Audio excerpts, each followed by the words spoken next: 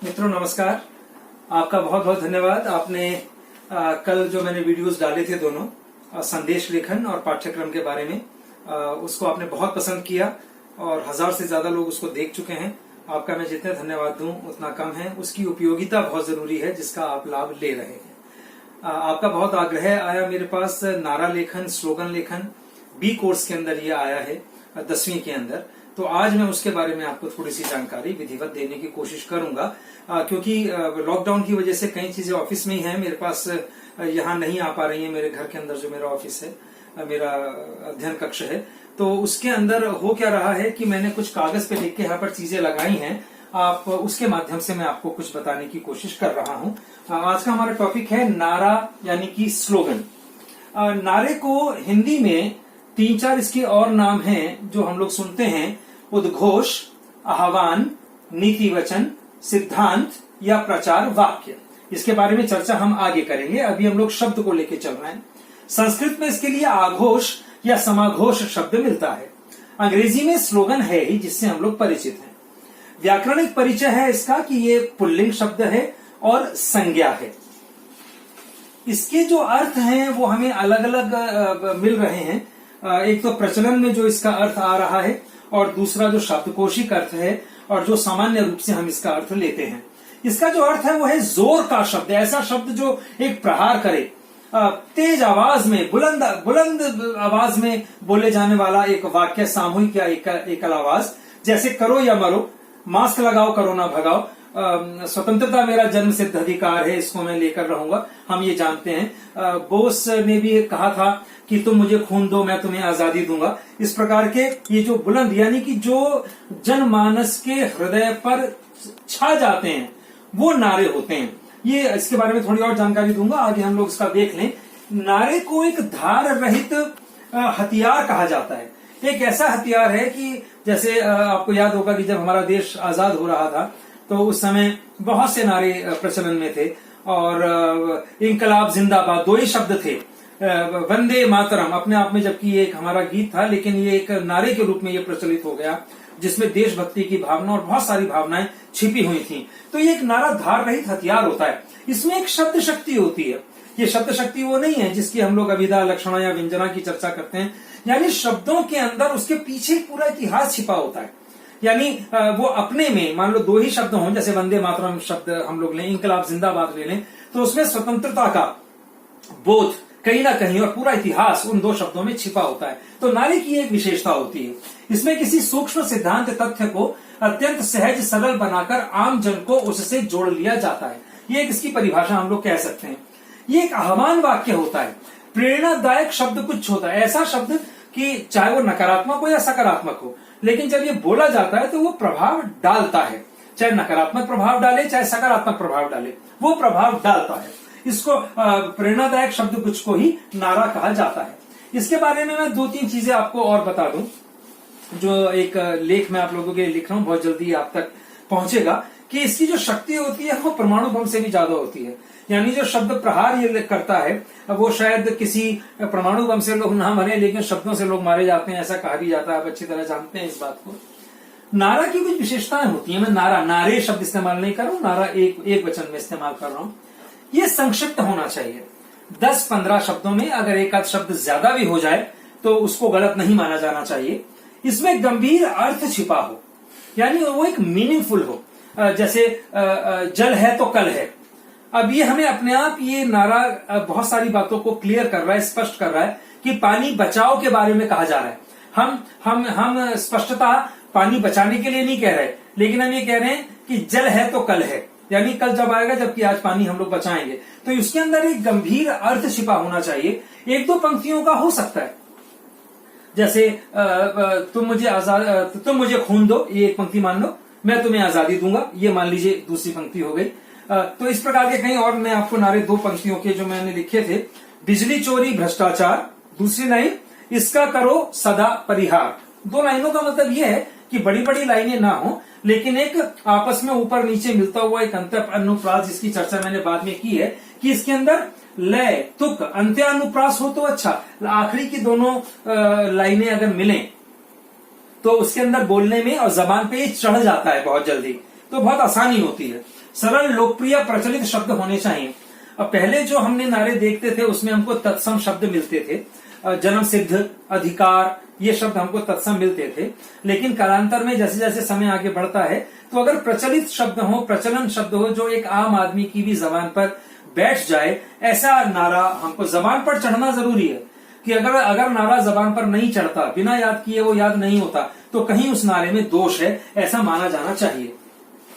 इसके पश्चात कुछ बातें जो बच्चों के लिए बहुत जरूरी हैं, वो ये है कि शब्द कम ज्यादा हो सकते हैं। गौर कीजिएगा, मैं यहाँ पर इसको दिखा नहीं पा रहा हूं आपको। ये आ पाएगा क्या? देखिए जरा, ये आ पाएगा? ये नहीं आ पाएगा, तो मैं बोल रहा हूं, उसको आप देख लें। शब्द कम या ज्यादा हो सकते हैं। मान लीजिए 15 शब्द हैं, तो कोई 17, 18, 20 तक भी अगर चले जाएं तो उसके अंक इत्यादि न काटे जाएं। क्रिएटिविटी पर जोर दें, इसके अंदर क्रिएटिविटी बहुत ज्यादा है। कल मैंने आपको जो बताया था, कल जब हम लोग संदेश लेखन कर रहे थे, कि उसमें कोई बहुत ज्यादा क्रिएटिविटी नहीं है, उसमें तथ्यों से अवगत कराया जा रहा है। लेकिन इसमें क्रिएटिविटी की बहुत जरूरत है। इसमें कोई कर्ता कर्म होना जरूरी नहीं होता, जबकि कई ऐसे नारे हमको मिलते हैं। लेकिन बच्चों को ये बताएं आप कि वो बिल्कुल डायरेक्ट हो, प्रत्यक्ष हो, विषयानुकूल भाव व्यक्ति को महत्व दें, कि जो विषय है वो स्पष्ट होना चाहिए। इसमें पर्यायवाची शब्दों का प्रयोग किया, जैसे जल। अब हम यहाँ पर कहें पानी, अब जैसे हमने कहा कि जल है तो कल है, जल की जगह अगर मैं कहूं पानी है तो कल है, नीर है तो कल, तो वो मजा नहीं आ रहा।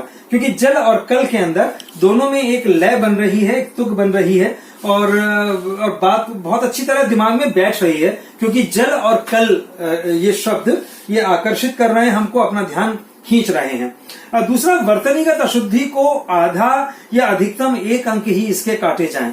मान लो अगर बच्चा कोई सरल शब्द लिख रहा है तब तो हमारे पास संभावनाएं कम है। लेकिन अगर मान लीजिए कोई वो कठिन शब्द लिखता है और वो वर्तनीगत अशुद्धि कर देता है, तो आधे या 2-3 अगर अशुद्धियां हो तो ज्यादा से ज्यादा 1 अंक से अधिक न काटा जाए। इसमें सृजनात्मकता को 2 अंक, भाषा को 1 अंक, और संपूर्ण अभिव्यक्ति को कि किस प्रकार से 2 पंक्तियों में लिखा है, अंत्य अनुप्रास उसमें लय कितनी है, तुक उसमें कितना है, तो ये सारी चीजों को देख करके 2, यानी कि एक समग्र प्रस्तुति को देख करके हम लोग 2-2-1। अगर आप इसमें कुछ और भी अगर कोई रूब्रिक जोड़ना चाहते हैं तो जोड़ सकते हैं। ऐसा अभी हमारे सामने कोई चीज आई नहीं है, लेकिन बच्चों को इसमें छूट दी जाए, उनकी क्रिएटिविटी को हमको ज्यादा इसमें ध्यान देना है। इसके अंदर आप किस प्रकार के हम लोग नारे बच्चों को दे सकते हैं परीक्षा में? सामाजिक, लोक कल्याण से संबंधित विभिन्न दिवस जैसे योग दिवस, महिला दिवस आदि विषयों को समाहित करें। रंगीन बनाया जा सकता है, गौर करें। ये रंगीन, अगर आप कहेंगे जी पेन से लिखे, पेन से, आप दुनिया भर के प्रश्न आपके आएंगे कि जैसे मर्जी लिखे, उसमें आकर्षण होना चाहिए। उसके अंदर एक आई कैचर होना चाहिए, आकर्षण उसके अंदर होना चाहिए। बच्चा कलरफुल भी बना सकता है, पेन पेंसिल से भी लिख सकता है, एक लंबा बॉक्स भी बना सकता है, एक बॉक्स भी बना करके लिख सकता है। बॉक्स ना भी बना करके लिखे तो भी उसको अंक दिए जा सकते हैं। मैं अलग अलग आपको विषय कुछ दे रहा हूं, अगर आप नोट करना चाहें तो आप देख लें, जिनसे परीक्षा में आप लोग दे सकते हैं। पटाखे, रक्तदान, जल संचयन, अंगदान, ऊर्जा बचाओ, बाल श्रम, बाल विवाह, स्वच्छता, वृक्षारोपण, जल संरक्षण, साक्षरता, शेर बचाओ, जंगल बचाओ, आदि आदि। मैं आपको कुछ उदाहरण देता हूं जो हमने लिए हैं, बनाए हैं। प्रत्येक जन को यह समझाना, बिना पटाखे उत्सव मनाना, ये 2 लाइनों के अंदर आ गए हैं और इसके अंदर 10 के करीब शब्द हैं, तो ये अपने में संपूर्ण है, तो बच्चों को नंबर दिए जा सकते हैं। बुझती मानव जान, बचाए रक्तदान, कॉमा डाल करके, यहाँ पर कॉमे का महत्व बढ़ जाएगा। अगर लगातार बोला जाएगा बुझती मानव जान बचाए रक्त, तो हमें इसको समझने में परेशानी होगी। तो बच्चों को ये बताएं कि इसके अंदर विराम चिन्हों का भी अपना एक महत्व है। सब दानों में प्रधान नेत्रदान, महादान।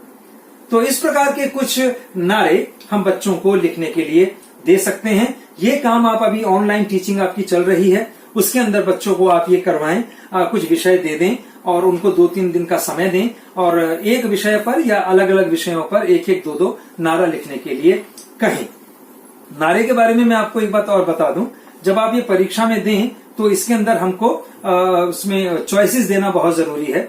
उसके अंदर 2 दे, 2 में से कोई एक नारा बच्चा लिखे, और ये एक ऐसा विषय है जिसके अंदर की पूरे अंक लिए जा सकते हैं।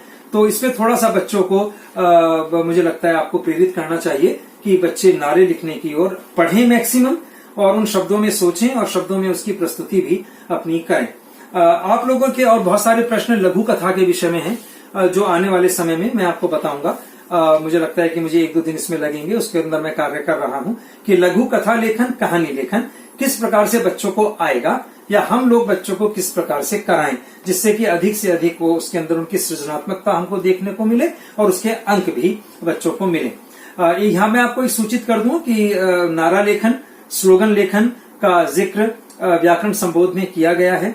6-7 की अगर आपके पास है तो आप उसमें देखें। स्लोगन के रूप में मैंने उसमें ब्रैकेट के अंदर लिख करके दिया है, लेकिन वो स्तर क्योंकि 6-7 का है इसलिए आपको इतनी विस्तृत जानकारी नहीं मिलेगी।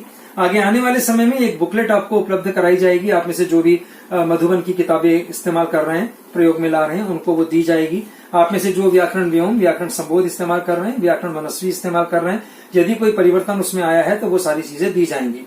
आपने मुझसे पदबंध के बारे में भी पूछा है, अलंकारों के बारे में भी पूछा है। मेरा निवेदन है कि मुझे थोड़ा समय दें, इसी प्रकार की वीडियोस में डालूंगा। और एक निवेदन मैं इसमें और आपसे करना चाहूंगा कि यदि आप किसी और हिंदी के समूहों में हैं, व्हाट्सएप ग्रुप में हैं, तो ये वीडियो आप वहां पर भेज सकते हैं और उनके नाम और नंबर आप हमारे ग्रुप्स में भेज सकते हैं। मैं ये चाहता हूं कि जब तक ये लॉकडाउन का पीरियड हमारा चल रहा है, ऑनलाइन क्लासेस चल रही हैं, तो ज्यादा से ज्यादा हिंदी संस्कृत के टीचर्स इन चीजों का लाभ लें, ये चीजें उन तक पहुंचे। आप स्वतंत्र हैं इन वीडियोस को कहीं भी पहुंचाने का, किसी को भी भेजने का। और आपने भी यदि ऐसे वीडियोस बनाए हैं तो आप व्हाट्सएप ग्रुप पे भेजें, मैं उनको आगे ग्रुप पर आप ही की अनुमति से दे रहा हूं। इससे बहुत लाभ मिल रहा है और देश भर के हजारों हजार टीचर्स उनका लाभ ले रहे हैं। मुझे उम्मीद है कि आपको नारा लेखन अच्छी तरह समझ में आया होगा। यदि फिर भी आपके कोई प्रश्न है तो व्हाट्सएप पे आप मुझे लिख करके भेज सकते हैं। बहुत बहुत नमस्कार, आपका धन्यवाद।